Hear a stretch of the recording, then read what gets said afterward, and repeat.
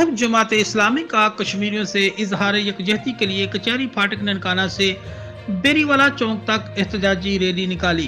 ننکانہ صاحب کشمیریوں سے اظہار یکجہتی کے لیے جماعت اسلامی سٹی ننکانہ کے زیر اہتمام کچہری پھاٹک ننکانہ سے بیری والا چوک تک احتجاجی ریلی نکالی گئی۔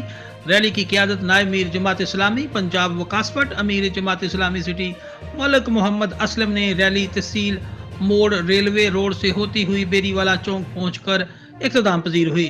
اس موقع پر مقررین نے خطاب کرتے ہوئے کہا کہ آج کا دن قومی دن بن چکا ہے اور کشمیریوں سے اظہار یکجہتی کے لیے آج گلی گلی ریلیاں نکالی جا رہی ہیں۔ بھارتی سرکار کشمیریوں پہ ظلم بند کرے اور اقوام متحدہ کشمیریوں کی خواہشات کے مطابق قرارداد پر عمل درآمد کروائے۔ انہوں نے کہا کہ کشمیر آزاد ہوگا تو جہاز سے ہوگا۔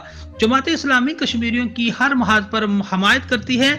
احتجاجی ریلی امیر جماعت اسلامی PP 133 شیخ عاطف ظفر ایڈوکیٹ صدر کسان بورڈ ڈاکٹر راشد فاروق سکھ کمیونٹی مسیح برادری سمیت ہر شعبہ زندگی سے تعلق رکھنے والے افراد بھی موجود تھے۔